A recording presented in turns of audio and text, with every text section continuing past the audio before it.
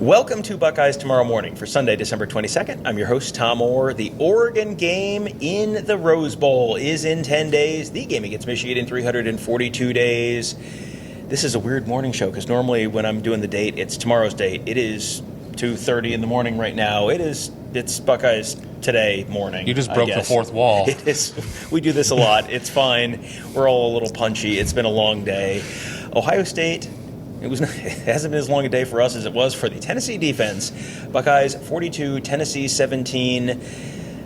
You know, there was some question, Kevin Noon, how Ohio State would respond to the Michigan game and, you know, the disappointment and, Tennessee's going to have 75% of the stadium and no one cares and everyone's pets' heads are falling off.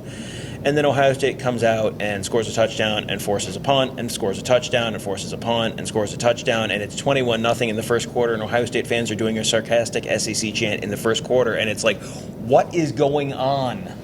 It was a huge difference from Twitter leading up to the game, because even going up to 5 minutes before the game, people just still up in their feelings about the game against Michigan and how this game's going to go poorly, and why am I even watching? Some people claiming that they weren't watching. That's also called lying. Mm-hmm. But, Ohio State gets the ball, loses the toss, gets the ball first, and it's like, well, this would be really good if Ohio State could at least, have an extended drive. And then Ohio State just marches down the field and say, oh, they might be onto something. But, what's going to happen on the other side? I think we were all expecting like a really low-scoring game, mm-hmm. and that didn't happen, and this was just it took me a while to get a handle on this game because it didn't go the way I expected. I mean, I picked Ohio State to win, but I didn't expect them to have that type of offensive success as the way that Ohio State did in the first quarter. Yeah, in that first quarter, he had 21 points. I picked Ohio State to score 21 points, and they did in the first quarter. That was in 15 minutes. Yeah, not even 15 minutes. They scored in I can normally do math. It's very late at night. 11 minutes and 33 seconds it took them to score 21 points. And then there was another 3 quarters and some change for the rest of the game, and they scored another 21 points there. So let's start with Jeremiah Smith, because holy Moses. At this point, you can't be surprised anymore when he does the Jeremiah Smith does something amazing thing. But he had 6 catches, 103 yards, a pair of touchdowns, 17.2 yards per reception, just consistently incredible. And Tennessee had at least one very good corner that got toasted at one point. They had some not great corners who got toasted at other times. It was just, and you kind of feel bad for defensive coordinators trying to stop him, because it's like, yeah, man, what do you want me to do? Right. Well, if I would have told Ohio State fans going into this game, sight unseen, that Jeremiah Smith was only going to be targeted 6 times, I think there would be a lot of howling. Mm-hmm. He needs to be targeted 10 times, 12 times, what have you. Well, he was targeted 6 times. He had 6 receptions. I mean, he played the game that everybody was hoping for, and I'm not here to have revisionist history. Was he a little dinged up coming out of that Northwestern game, the ankle twist and everything else? Just not as prolific against Indiana. Nobody was really prolific on the offense side of the ball against Michigan. Mm-hmm. This is the Jeremiah Smith that we saw that came out and was just scoring at least 1 touchdown every single game to start his career. Yeah. And the thing that made it possible for Jeremiah Smith to have 6 catches for 103 yards, we're going to work our way backwards here. Immediately before Jeremiah Smith caught the ball, Will Howard threw the ball. 24 of 29, 311 yards, 2 touchdowns, 1 interception. The interception, a lot of people wanted to put an asterisk on that, for various reasons. But, 83% completions, 311 yards, pair of touchdowns for Will Howard. Will Howard, if we're going to talk about Jeremiah Smith maybe being a little dinged up against Michigan, Will Howard was a little dinged up against Michigan. Healthy Will Howard looked like good Will Howard again. And Will Howard had a reception. I can't believe you missed that. That should have been the lead. But ho-hum, another 80% passing game for Will Howard. And I have heard since the Michigan game, Ohio State fans would rather have Kyle McCord back, and I'm not speaking ill of Kyle McCord. He's just not good enough to win these types of games. He looked really good tonight. Some of these receptions were absolute dimes. And yeah, you mentioned the asterisk that you might want to put on the interception. Was it pass interference? Yes. Was it really close to not being an interception with a foot out of bounds? It was really close. I think I wouldn't have overturned it on the field, but there was an obvious PI that they missed as Jeremiah Smith was mugged.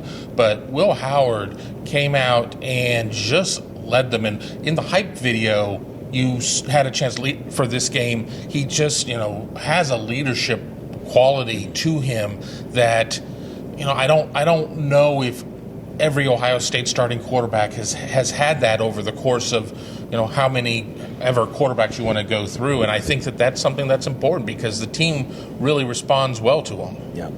And one thing that really helped him have that kind of day was the offensive line, which I will raise my hand and say, as of the middle of the week, I had some questions / concerns about, we don't know who our starting tackles are going to be, or starting guards are going to be yet on Wednesday before a college football game. That is not how you draw it up. But the way they ended up drawing it up, they shuffled 3 different guys between the 2 guard spots, and it worked.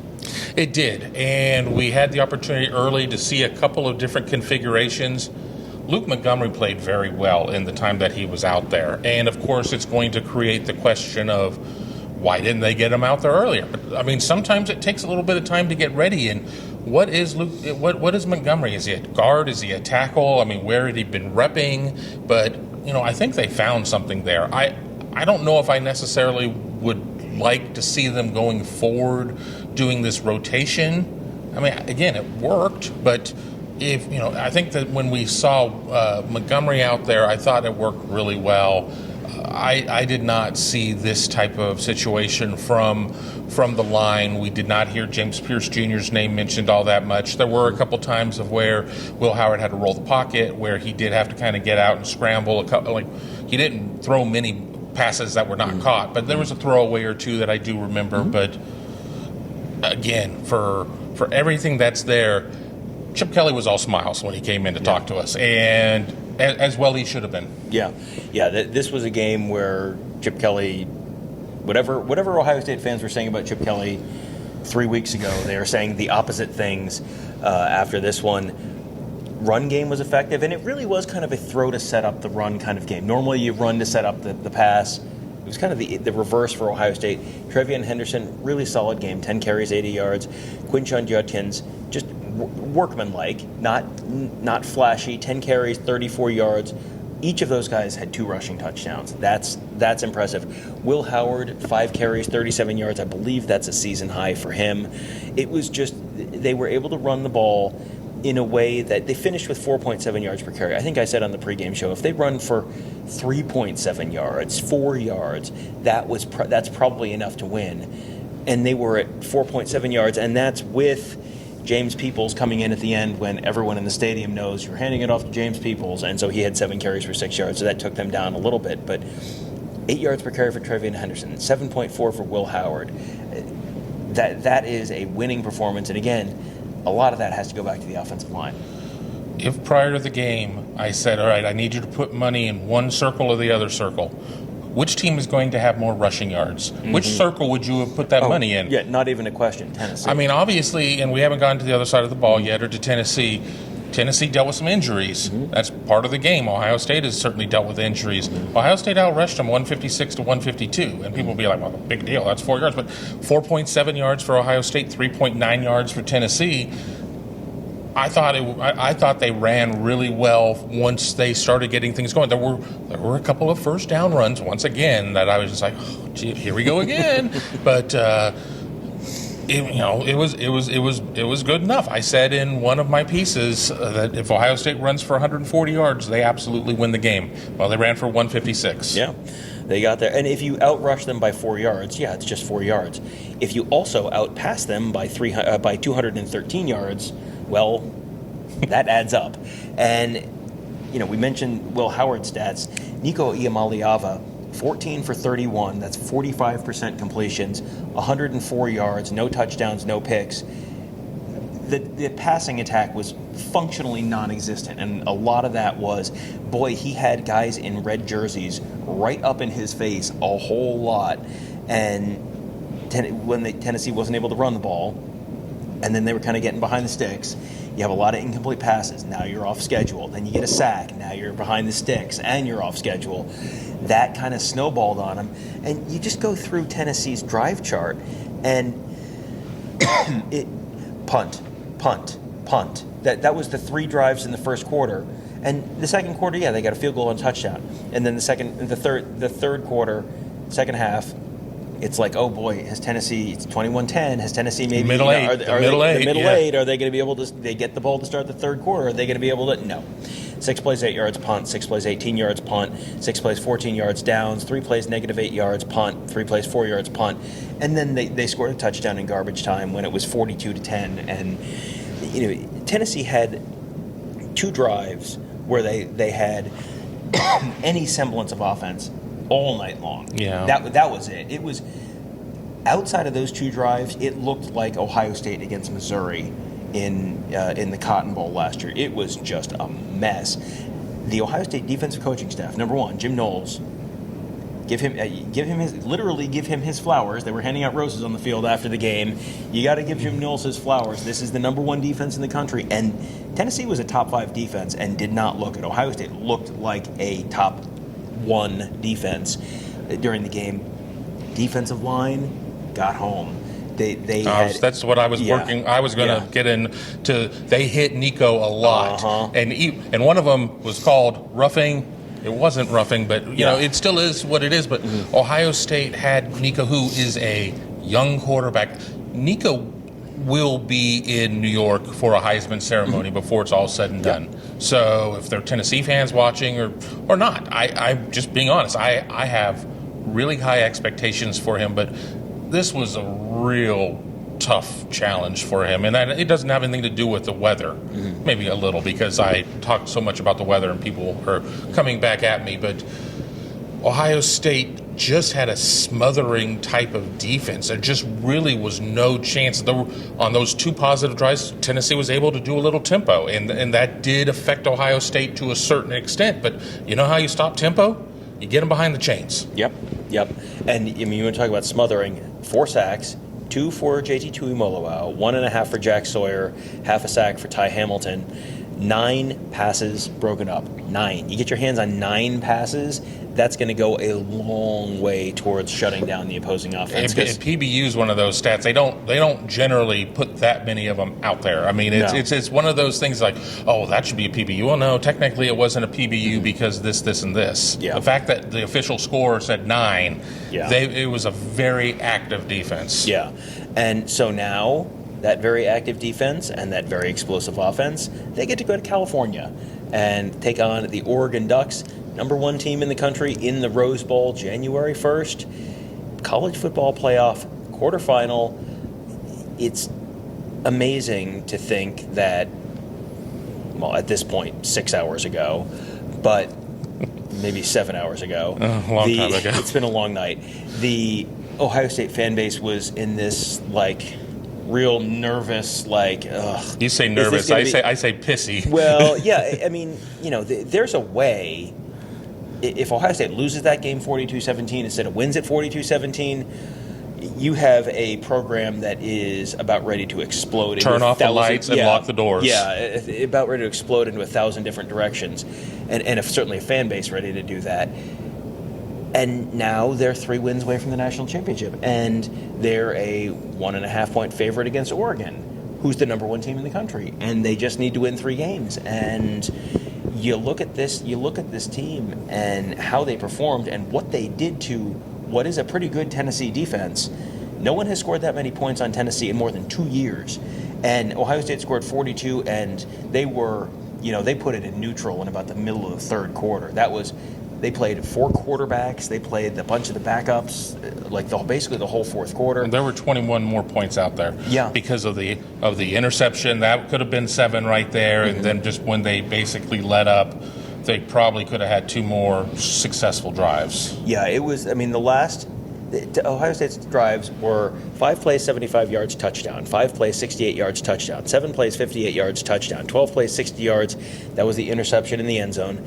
They had one drive where they went 3 and out, and that was one where it was 3rd and 1, and they threw the pass to Emeka Egbuka, and they threw a pass, and I'm going, how did you complete a pass on 3rd and 1 and not convert? Well, I was going to say, I mean, there were like 3 Buckeyes and 2 Vols, but everybody kind of was occupying the same space, and there was no way to push through that. So that was the one drive where they didn't do anything. They got the ball with 20 seconds left in the first half and went 4 plays, 37 yards, and got a long field goal attempt out of it. Didn't make it, but it was still like, you want to talk about making something out of nothing. That was it. And then after half, 6 plays, 65 yards, touchdowns, 9 plays, 81 yards, touchdown, 5 plays, 39 yards, touchdown. And then at that point, it's 42-10, and they ease off the throttle and then finish with 3 3-and-outs. But yeah, I mean, like you said, there was, if they wanted to, they could have probably put up 60 in this game. Yeah. And that's a scary thing for everyone else in the field, because that felt a little bit like a happy learned how to putt moment for Ohio State, where it's like, the talent's there, and they just kind of were stumbling over their own feet a little bit earlier in the season. Well, now they're not stumbling over their feet, and that was a thumping of a team that, there were a lot of people that picked Tennessee to beat Ohio State. And from the first drive of the game, it never once looked like, oh yeah, this is a Tennessee team. It was just kind of like, oh no, this is not happening tonight.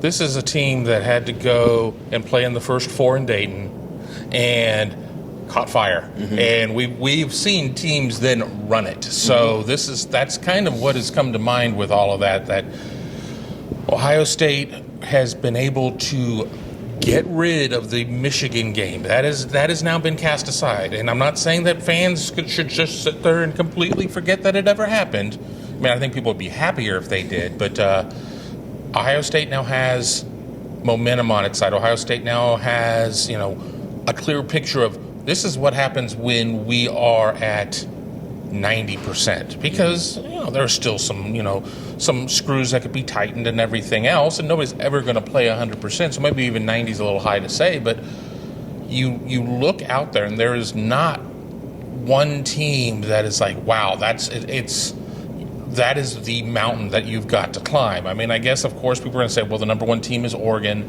These 2 teams have played. It was 32-31. Will Howard slide, maybe a second too late. Still, a lot of feelings about field goal kicking and how that would have turned out. But Ohio State, I will be curious to see what the overall odds are tonight. Well, this morning, later today, when you're like, okay, Ohio State is, do they go from plus 375 or whatever they were to, plus 275? I mean, what is the movement there? Where do the numbers land? Mm-hmm. Well, we'll see where the numbers land. We'll also see where we land. Well, we know where we're going to land. We're going to land in LAX. Yes, we're going to land in LAX in less than a week. Holy smokes.